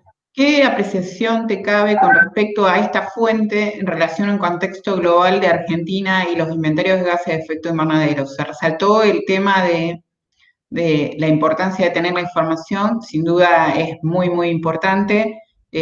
Argentina tiene un déficit o está construyendo de a poco de información de estas fuentes. querría que contaras un poco qué representa esta fuente de emisión en el contexto global argentino para los sistemas agrícola-ganaderos. Y cuál es, vos imaginás que el impacto, hablaste de los inventarios, cuál es el impacto que puede llegar a tener datos de este estilo. Bueno, por un lado, es importante tener datos a nivel país, porque el inventario muchas veces utiliza datos que no son de Argentina, sino que provienen de estudios realizados o en Estados Unidos o en Europa con sistemas que tienen características distintas al nuestro. En cuanto a mi tesis, yo quise mostrar, bueno, como vos dijiste, la utilidad de estos datos para poder recalcar de alguna manera que estos sistemas tienen un potencial de mitigación que no es tenido en cuenta. Entonces, sería interesante que en los inventarios nacionales esto pueda ser reflejado. El potencial de mitigación de los suelos, de los suelos aireados, y por otro lado el potencial de mitigación de la utilización de un sistema silvopastoril, que es un sistema productivo que se espera que sea sustentable, porque se está estudiando si lo son o no lo son. O sea, tienen muchos beneficios, se ha estudiado que tienen muchos beneficios a nivel del animal, pero además está esta otra pata, que es el secuestro, la mitigación del gas emitido por la ganadería secuestrado por los suelos. Y eso sería interesante que la Argentina pudiera reflejarlo en los inventarios nacionales, principalmente porque una de las mayores de los es la actividad ganadera, la actividad agrícola ganadera. Entonces, poder decir que, bueno, que se están tomando también medidas en cuanto a mitigación respecto de el uso que se le da al suelo, también es importante. Sería importante que se puedan mostrar estos datos o este tipo de estudios. Pensando un poco que las ecuaciones que hoy se están utilizando, en realidad esta fuente no es considerada, es considerada muy levemente, ¿no? Vos hablaste de un potencial de mitigación de entre, creo que anoté entre el 1 y el 400%, ¿puede ser? O respecto en los silvopastoriles respecto a los de... El silvopastoril respecto del pastizal naturalizado entre un 41 y un 200%. Ah, perdón, se me cambiaron los números. Haciendo la comparación entre lo que mitiga uno y lo que mitiga el otro. Y eso, ahí en ese potencial de mitigación, en ese cálculo, ¿qué consideraron ustedes? No, lo único que consideré, por eso dije que era una estimación muy grosera del potencial de mitigación, porque lo que consideré o lo que consideramos al hacer el cálculo es cuánto emite un animal y cuánto secuestra el suelo, y hacer una relación en ese sentido. Okay. Para hacer un cálculo de mitigación debería estudiarse un poco más en hacia qué ecuaciones son las que uno debería utilizar. De seguir los reglamentos del IPCC o... Sí, eso me parece importante, sobre todo para dar una idea porque bueno, como sabemos, el metano, particularmente en el sistema ganadero, el metano de la fermentación entérica representa, y dentro particularmente de la ganadería, representa una buena parte de la emisión total, seguida por el óxido nitroso, pero básicamente gran parte viene de la fermentación entérica. Sí. Entonces, digamos, esta es una fuente, digamos, secundaria en ese contexto, en ese tipo de sistemas, ¿no? Claro. Entonces, cuando uno pasa la información del potencial, digamos, sería muy importante incluir estos datos y ver en cuánto contribuyen en la reducción, en sistemas característicos como los tuyos. Sí, es algo que nos queda pendiente, más que nada también porque se hicieron muy pocas medidas en el sistema silvopastoril, entonces Sería interesante primero hacer un análisis extendido de este tipo de sistemas y de ahí poder llevar a realizar una mejor estimación de lo que es, de cuánto mitigaría o cuál sería el potencial de este tipo de sistemas. Bueno, te agradezco mucho, para mí está muy bien Gracias, Claudia. bueno, y felicitaciones a todos, porque salió todo muy bien. No sé, le dejo a Sebastián, que seguramente tiene alguna pregunta más, no sé. Bueno, por ahí me salió como italiano. La pregunta mía va en el mismo tono que la tuya, Claudia, un poco más a lo general. Vi que dentro de lo que es la diversidad de sitios que tenés, sí.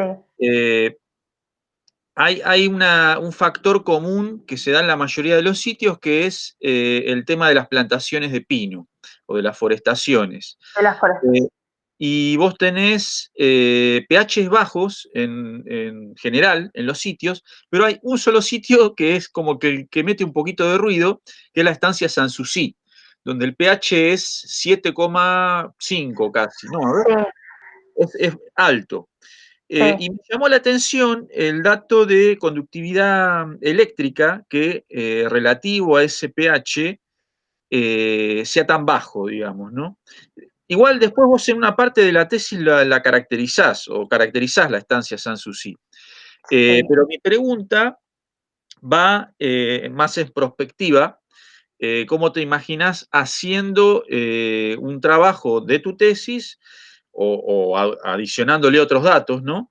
Relacionando las cuestiones biológicas, como es el carbono, bueno, el pH mismo, y otro tipo como es de características biológicas del suelo, ¿no? Sí, en esta tesis se trabajó más que nada con la parte física del suelo, más allá de que uno puede inferir acerca de, puede pensar qué es lo que está pasando con la comunidad bacteriana. Sin embargo, bueno, como ya dije en esta tesis, solamente se tuvo en cuenta la parte física. En cuanto a lo que es la parte biológica, sí sería interesante poder cuantificar, porque hay técnicas para hacerlo, las técnicas CDR, cuantificar a ver los porcentajes de bacterias metanógenas y metanótrofas en los distintos estratos del suelo. Utilizar otro tipo de técnicas que pueden ser técnicas, ¿cómo se llama? Indirectas, para poder ver cómo estas bacterias están, o qué estrato del suelo tiene más cantidad de bacterias que otro, o influye más en el secuestro de metano en los suelos. En cuanto a la relación de esto con otras características que tiene el suelo, sí sería interesante poder ver qué es lo que pasa con el carbono en los distintos estratos del suelo y relacionarlos con estas características. Lo mismo relacionarlos con qué es lo que está pasando relacionado a la concentración de metano en cada parte del perfil. O sea, eso sería interesante. No se hizo, si bien se midió el pH y la materia orgánica en el estrato superficial del suelo, no se hicieron mediciones a profundidad. Con los datos obtenidos en superficie no se pudieron encontrar correlaciones claras. Sería interesante también poder ampliar el número de muestras para ver si de esta manera sí se pueden encontrar relaciones claras en este sentido. El carbono en el suelo no se midió, no se pensó en un momento como variable a medir por la bibliografía que uno había consultado, pero sí sería interesante hacerlo. Bueno, actualmente en el grupo hay una tesista que está trabajando con carbono en suelos, así que podríamos empezar a ver técnicas que podríamos empezar a aplicar en este tipo de estudios que no las habíamos tenido en cuenta. por ahí me perdí un poco, no sé si te voy contestando o no. O Bueno, querés sí, que hable. van surgiendo otras cosas, ¿no? Porque serían cuestiones a tener en cuenta muy interesantes, dado que si vos querés una política de mitigación, si se quiere, del metano, y querés fomentar, digamos, la plantación de una determinada especie forestal, se me ocurre, uno lo que Claro, deduce de esta tesis es que donde hay más pino hay mayor potencial de mitigación, aparentemente, ¿no? Y vos tenés la acícula de pino que cuando te cae es un factor acidificante, lo cual aparentemente sí, estarías promocionando a las bacterias, vamos a poner entre comillas, buenas, o las que uno necesita las para que se produzca eso, metanótrofas. y a las metanótrofas. Sí, Y hay alrededor de, si no me equivoco, o por ahí estoy manejando una estadística vieja, corríjanme, cerca de 20 a 25.000 hectáreas plantadas, forestadas en el sur de Buenos Aires, ¿no? No sé si este sí, número ha sí, cambiado, sí. pero sí, sería algo muy, muy interesante. Sí, aparte, además, estas hectáreas forestadas, sería bueno poder darles ¿cómo es? Ay, me olvidé la palabra. Sería interesante que se conociera este servicio que brindan las forestaciones, que no es tenido en cuenta. En cuanto a, yo no estoy recomendando que en un pastizal naturalizado vayan y planten árboles, no estoy haciendo eso, porque sería, tampoco es algo que haya estudiado. Pero sí sería interesante que estas forestaciones que están implantadas, tengan un uso para su productor dueño, y que además se sepa cuál es el beneficio en este caso de secuestro de metano que estas forestaciones aportan a los sistemas, o aportan al ambiente. Tal vez sí sería interesante en el caso de una forestación nueva poder ver cómo está cambiando el carbono en el suelo debido a la implementación de este tipo de forestaciones y cómo eso afecta al flujo de metano. Pero, de nuevo, yo no voy a decirle a nadie que vaya y plante árboles. Eso, no. Bien. Bueno, de mi parte, espectacular. Creo que es una tesis que sienta precedentes en cuanto a los datos que se han obtenido. Y bueno, no sé si alguien quiere preguntar algo más. Para mí es suficiente. Ya lo dije. Bueno. No, para mí también coincido con Sebastián en que sienta un precedente en cuanto a la información generada. Bueno, a partir de esta instancia, entiendo que vamos a dejar a solas al jurado para que o bien debatan o bien determinen la manera de acordar el dictamen. Y Paula o Silvia quieren aportar algo acerca del procedimiento, lo que sigue. Bueno, en principio felicitar a Mary y a Paula por el trabajo, un orgullo para la facultad, escuchar presentaciones como estas y con las recomendaciones que han dado los jurados. Agradezco también enormemente a los jurados y a Cristian por el esfuerzo de disponerse a este tipo de instancias en estas circunstancias. Todos los que hemos pasado por estas situaciones sabemos lo que implica en el caso de la tesista, de la directora también, y más en esta instancia, así que valoramos enormemente el esfuerzo de haberse dispuesto para poder llevarlo adelante.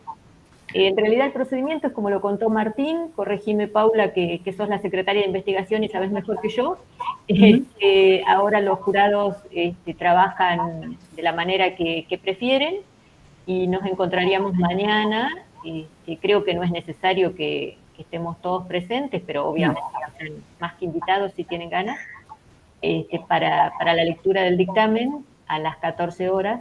Seguramente Cristian nos va a estar compartiendo la identificación con la cual tenemos que loguearnos y no mucho más. Bueno. No, yo también agradezco a los jurados la voluntad y la flexibilidad con la que manejaron esta instancia, porque, bueno, inesperada para todos y rara, muy rara. Ahí va Mary.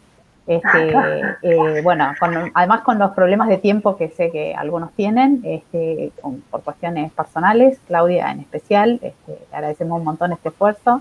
Y como dice Silvia, recibiríamos en la Secretaría el dictamen dentro de estas 24 horas y la lectura es una cuestión más bien interna, o sea, con eso ya está cerrado todo acto administrativo. Definimos hacer una lectura pública como para que la tesis tuviera una instancia un poquito más pública, más social, y que Mary comparta con la gente que ella quiera, digamos, pero no es necesario, no los vamos a volver a molestar mañana por este tema, con eso lo cerramos. Muchas gracias. Yo quería decir algo, bueno, agradecerles a los tres por las correcciones que me han hecho, que sí, evidentemente mejoran a la lectura y mejoran al trabajo. Y también, bueno, no lo dije y acá no hay nadie presente, pero en realidad quería agradecerles a todos mis compañeros de trabajo porque, o sea, realizar este tipo de trabajos es agotador y uno necesita de la ayuda de todos. Y bueno, sin mis compañeros no hubieran podido lograr nada. Obviamente a mi directora que siempre estuvo ahí respondiendo hasta las preguntas más tontas que a uno le surgen. Y obviamente, bueno, a mi familia, a mis amigos y a todos, que no hay nadie acá, pero bueno, en realidad me cayó una amiga de sopetón rompiendo la cuarentena, pero nada, eso. O sea, es muy importante la gente que uno tiene alrededor para poder lograr este tipo de metas que uno se pone.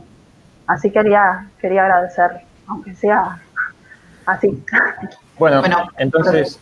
Perdón, Martín, un segundo. Sí, propongo un aplauso, aunque sea...